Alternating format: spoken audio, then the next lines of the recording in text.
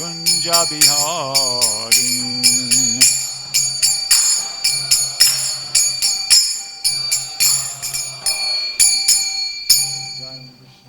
Paramahansa Paravajagacharya Stotha, the Sri Srimad Divine Grace A.C. Bhaktivedanta Swami, Srila Prabhupada Ki Jai, ISKCON BBD Founder Charya Srila Prabhupada Ki Jai, Jai Vishnupad Paramahansa Paravajagacharya Stotha, the Sri Srimad Divine Grace, Bhakti Siddhanta Saraswati Goswami Maharaj Ki, Ananta Gauri Vaishnavinda Ki Jai, Namacharya Shlahadadas Thakur Ki Jai, Prem se kaho Shri Krishna Chaitanya Prabhu Nityananda Shri Advaita Gadadhar Shri Vasudeva Gaura Bhakta Vrinda Ki Jai, Shri Shri Radha Krishna Go Gopinath Shamakunda Radhakunda Giri Govardhan Ki Jai, Vrindavan Dham Ki Jai, Navadip Mayapur Dham Ki Jai, Ganga Jamuna Mai Ki Jai, Tulasi Devi Ki Jai, Bhakti Devi Ki Jai, Samaveda Bhakta Vrinda Ki Jai, Harinam Sankirtan Ki Jai, Brihat Madanga Ki Jai. All glories to the assembled devotees. All glories to the assembled devotees. All glories to the assembled devotees. All glories to Sri Sri Guru and Gauranga. All glories to Srila Prabhupada. Om Namo Bhagavate Vasudevaya. Om Namo Bhagavate Vasudevaya. Om Namo Bhagavate Vasudevaya.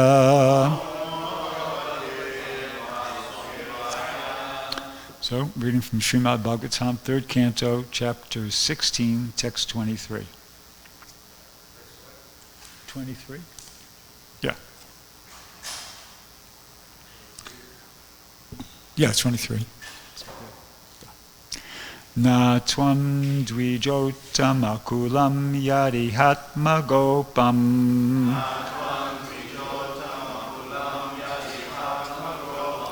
Na tvam dvijotamakulam yadihatma gopam.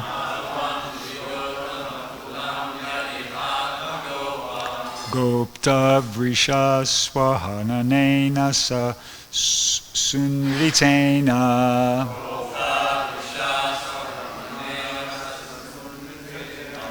Gopta Vrishaswarhanena Swa Suniritena.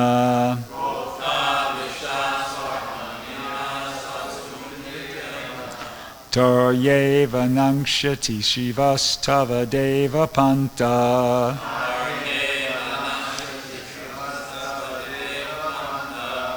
Taryeva Nangshati Shivastava Deva Panta.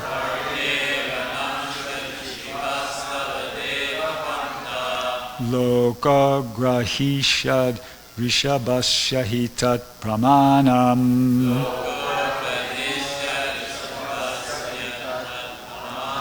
Loko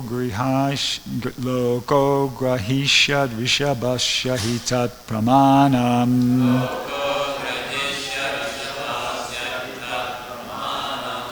Na tvam dvijotamakulam yadihatma gopam.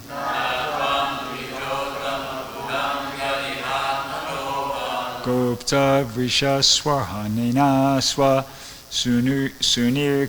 sunirtena.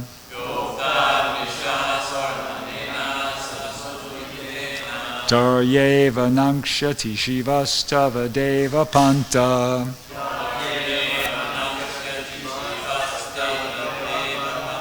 Loko Grahishad Vishabhasyahitat Pramanam.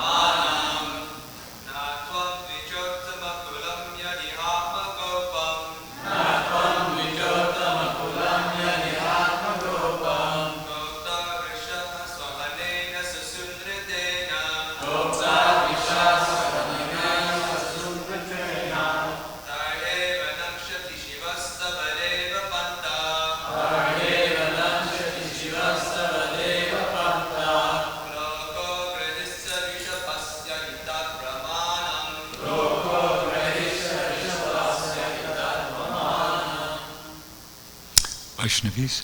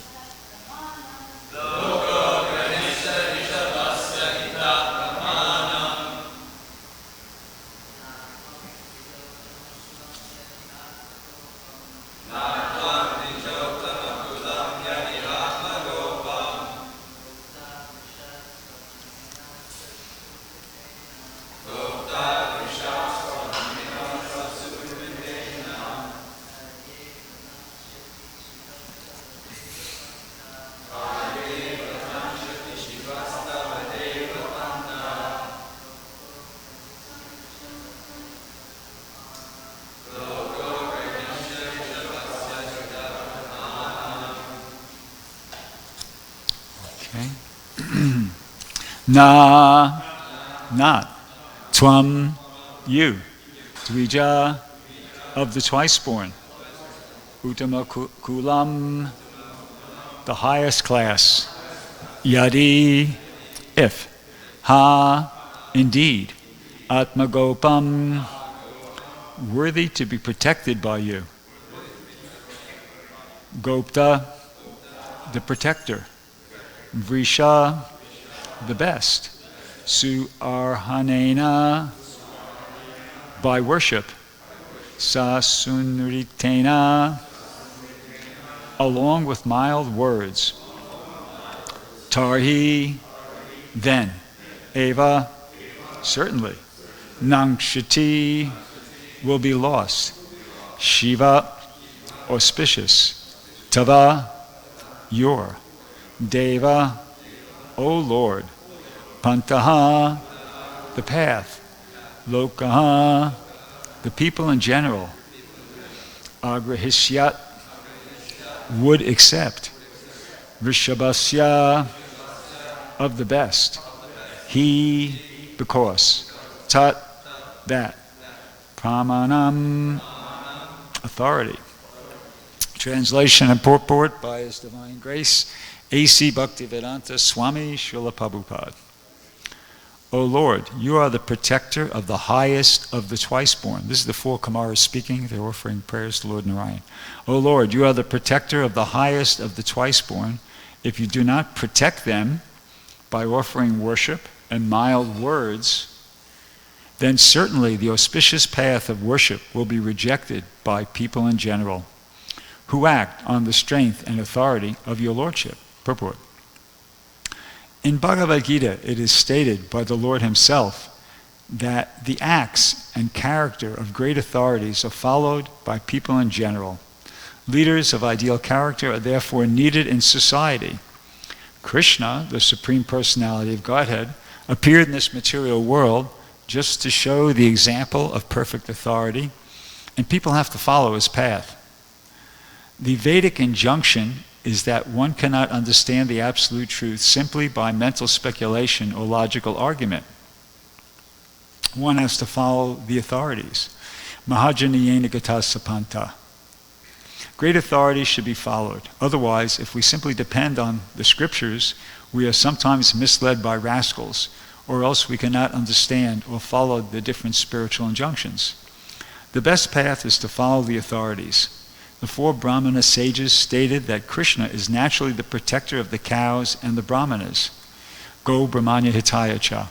When Krishna was on this planet, he set a practical example. He was a cowherd boy, and he was very respectful to the Brahmanas and the devotees. It is also affirmed herein that the Brahmanas are the best of the twice-born. Brahmanas, Kshatriyas, Vaishyas are all twice-born, but the Brahmanas are the best. When there is a fight between two persons, each of them protects the upper part of his body, the head, the arms, and the belly.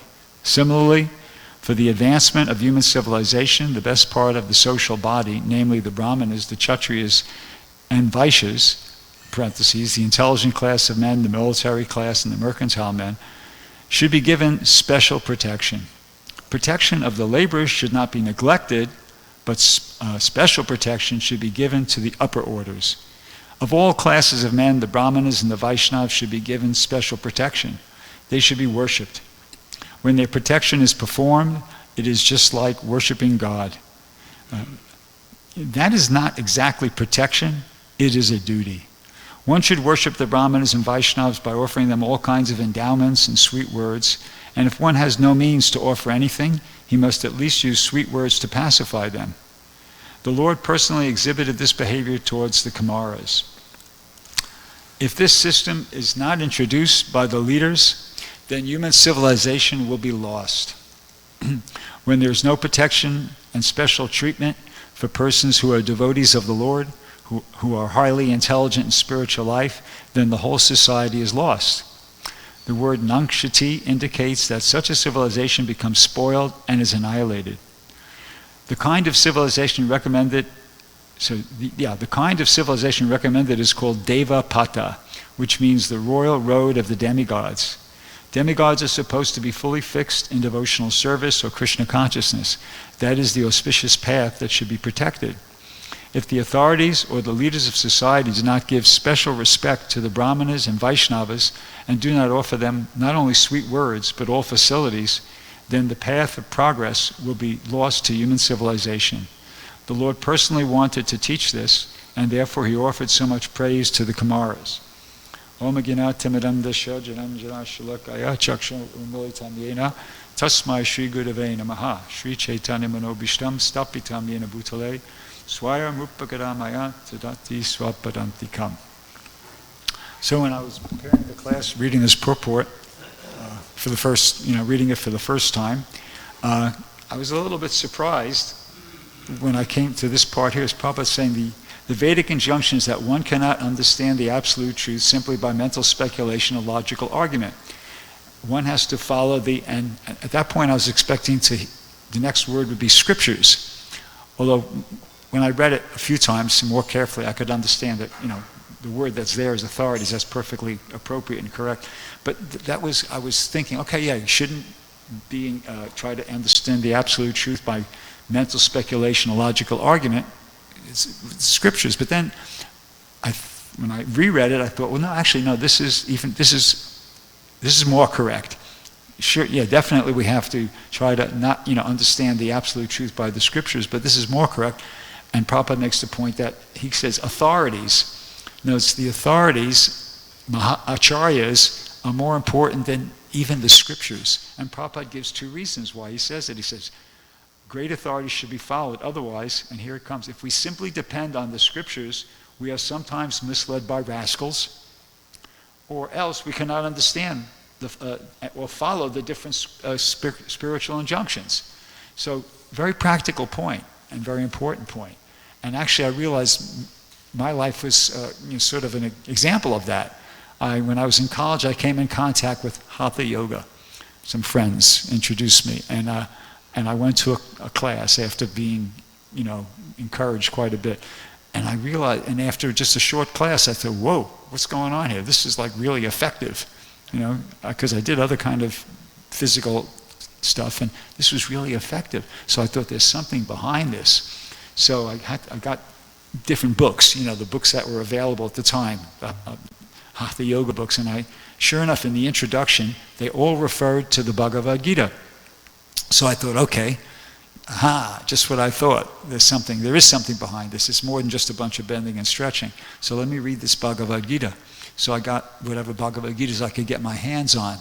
Krishna Ishwit's Bantam books and Juan Mascaro Penguin edition. You might be familiar with some of those.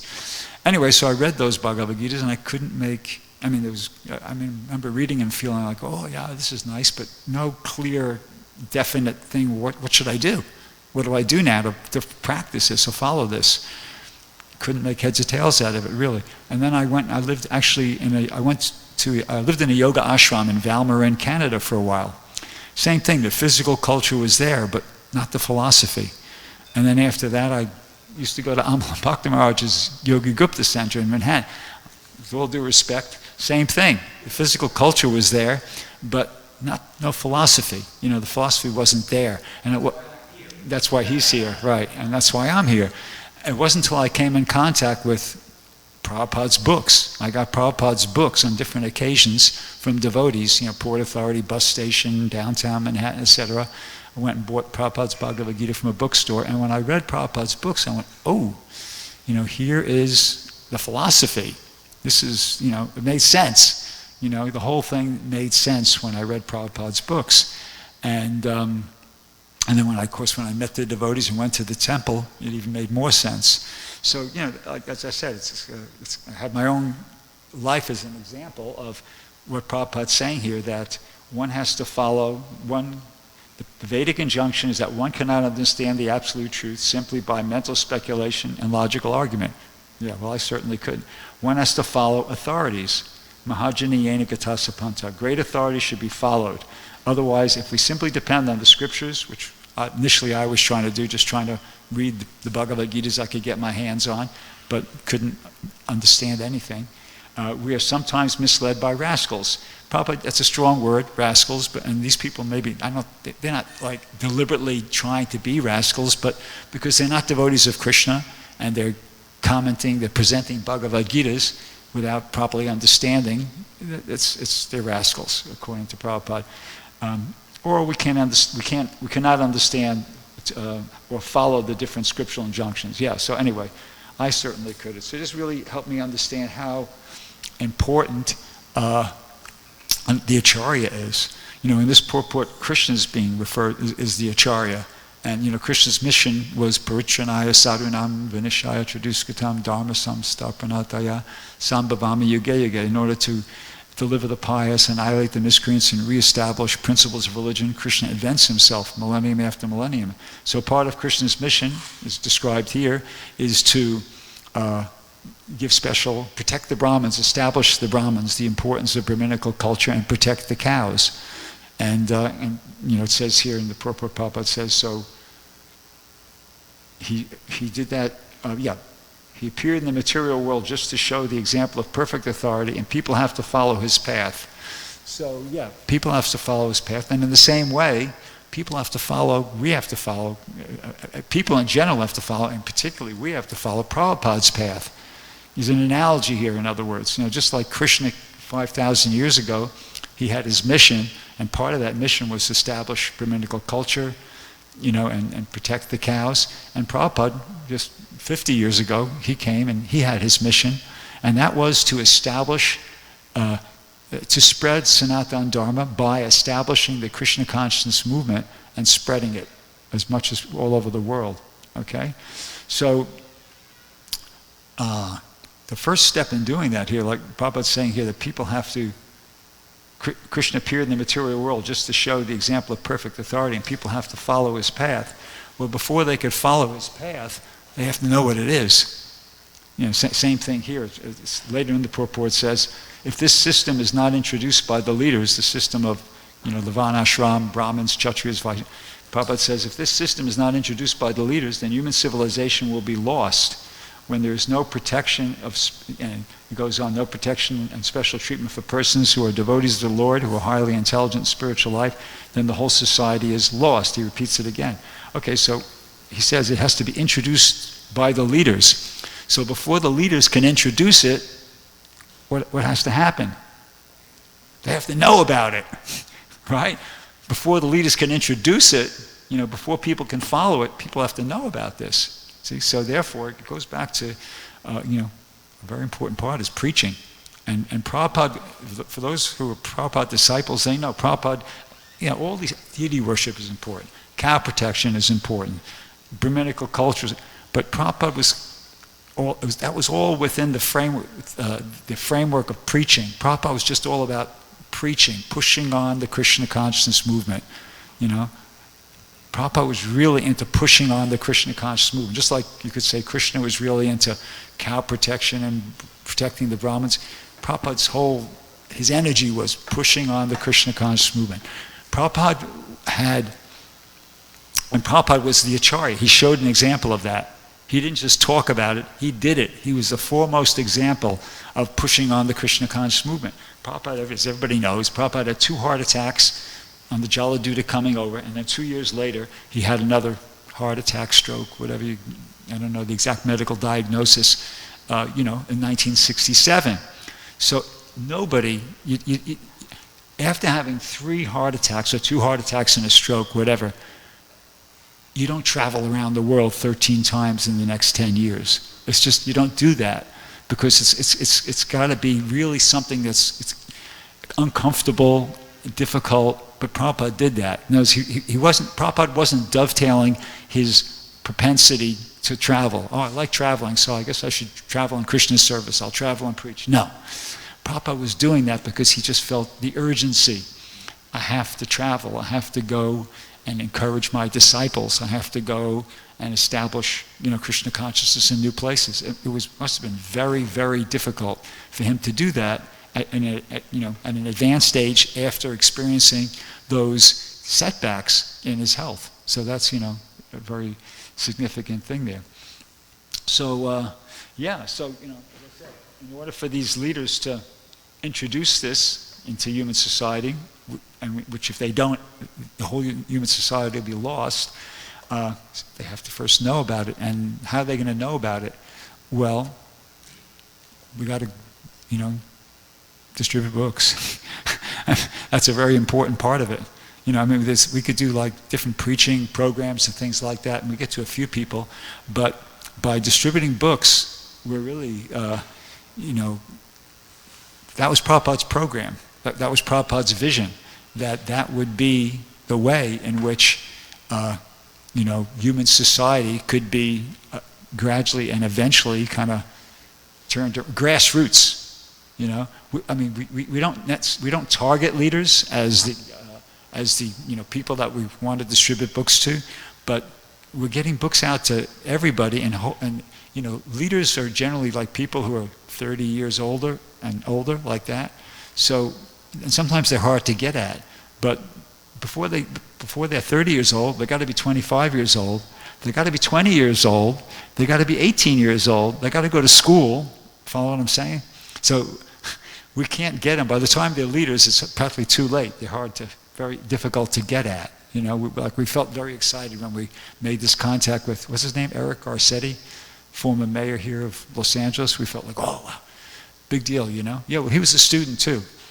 In other words, it's once they become leaders, it's hard to have access to them, but we don't know who we're meeting on the college campuses. We don't know who we're meeting when we go out there, especially when we're meeting young people. These could be future leaders of, United States, world leaders. So it's very important to, get these books out there, because unless people first know about, these ideas, where's the question of leaders introducing them into human society?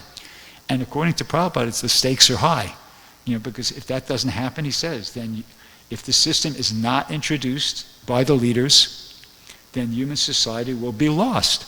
He says, when there's no protection and special treatment for persons who are devotees of the Lord, who are highly intelligent in spiritual life, then the whole society is lost. Pretty, heavy statement, but I can't see any other way it's going to happen, really. But if enough books get out there, and enough, and people read them, we're hoping somebody's reading them, then, it's like there's some hope that these ideas will percolate, within, and get a groundswell of support at some point. Something that was very encouraging for me to see in the last few days. It's actually, I consider it a momentous occasion, a historic event in the history of New Dwarka, is that on Sunday, 24 sets of Srimad Bhagavatams got sponsored, by the congregation here. And I was here sitting, I was part of the audience. I didn't even know it was going to happen, I didn't know what the program was. I was just sitting there, and all of a sudden, David Bhrgupati Prabhu was giving a class about the Bhagavatam, glorifying the Bhagavatam very nicely, quoted some different shlokas, made some nice points, And then he explained that, well, we have this campaign happening, we're trying to, and he gave the history of the campaign. It's only been going for about 5 years. And, he showed some results from past years, and he showed this is our target worldwide for 2026, 100,000 sets of Srimad Bhagavatams. Now, by the way, in case you don't know, for those of you who are newer here, that's unheard of. That's like insane. 100,000 sets of Srimad. I don't even think we printed that many up until 2013 or something like that. This is a new thing, you see. It's like, what? And then he gave some other numbers of what was accomplished in a few years past. And he said, our target for this year is 55,000 worldwide, and New Dwarka's quota is 250 sets.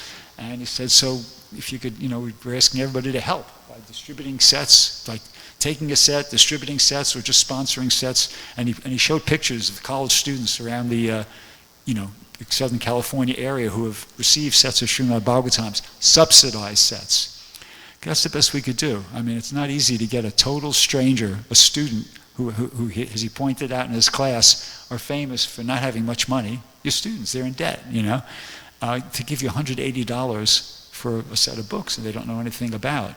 But they can sometimes give a bit less. And because with the help of the congregation who are already paying for the sets, then we can make it possible. Like just yesterday, Bhakti Jimmy gave a set of Bhagavatams to a fellow who was very happy to get it. He was really happy to get it. And he was thanking him up and down, and I'm really going to read this. He gave a donation. He gave a nice donation. Not enough to cover the set of books, but substantial donation. And he really appreciated it, right? He really wanted the books. He said, I'm really looking forward to reading these books. Thank you so much. I really want these books, So it's a good program. It's a good program because, 18 books. Yeah, 18 books in the set.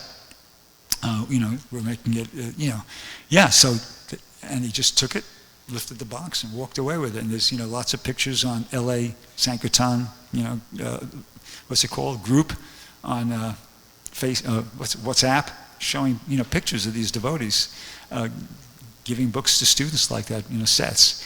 So it's really encouraging. And, as I said, 24 sets. I mean, Savasa's been here how many years? 45 years or something like that? How many years you been here in New Dwarka? 37 years, okay. Have you experienced anything like that? Can you remember hearing on a one day, 24 sets of Bhagavatams being sold? It's like,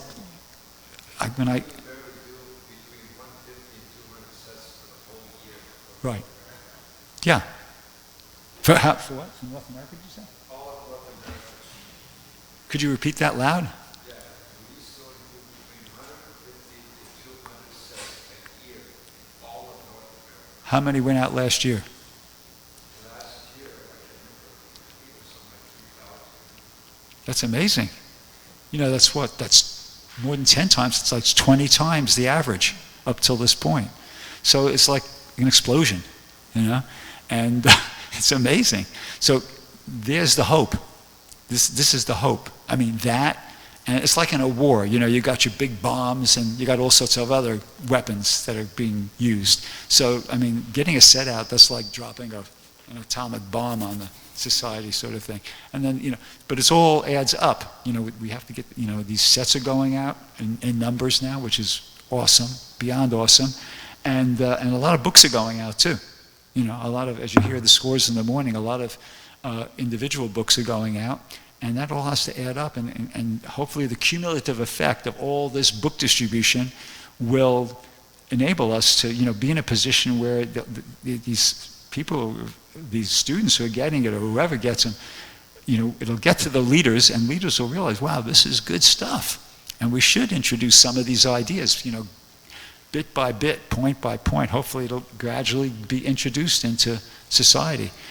One thing that just was brought to my attention the other day by a friend of mine, he mentioned to me that there was Netflix did a special on the work of Jim Tucker and this Department of Personality Studies at University of Virginia. They study these cases of children who remember past lives.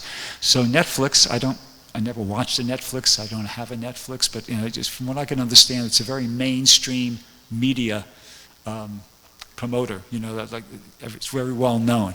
So this special was on Netflix. It was an hour long. It was the mood it was presented. Not that this is something ridiculous or something no, it was very credible. It was a very positive, favorable presentation. Like, yeah, this is amazing stuff. Now, here's the point. Okay, so that's empiric evidence that supports the Vedic worldview.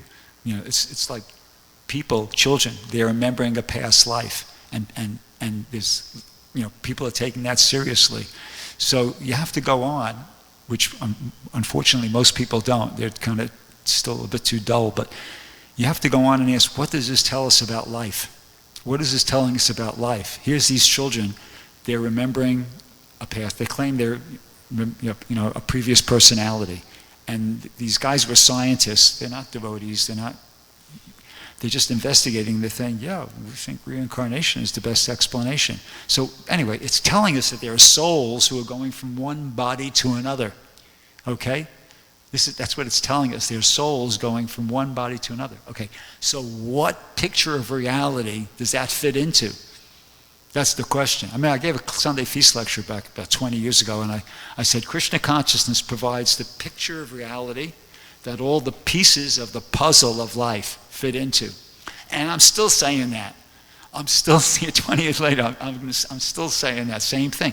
Krishna consciousness provides the picture of reality that the pieces of the puzzle of life fit into.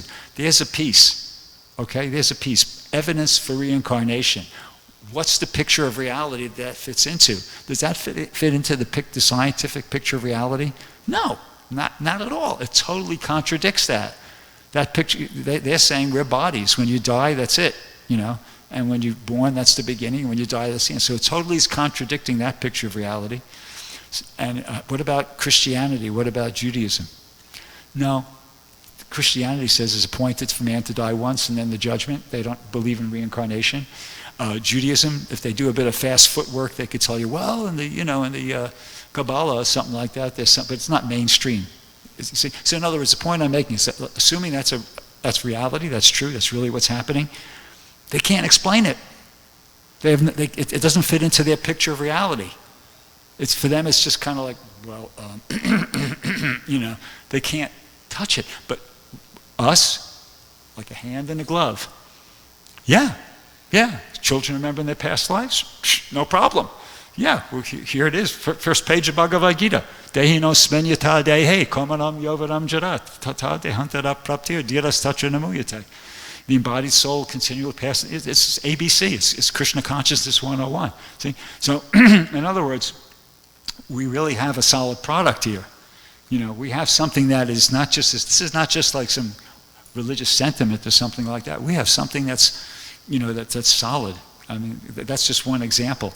So, we should really try to, as recommended by the four Kumaras here, follow our Acharya. Our Acharya is Prabhupada.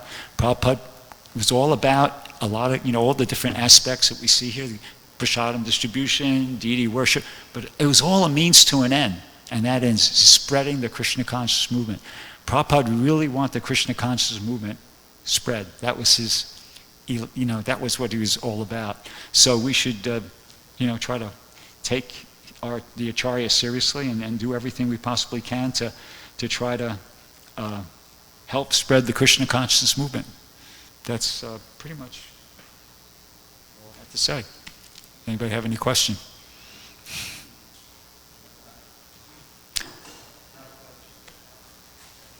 Sure. Okay.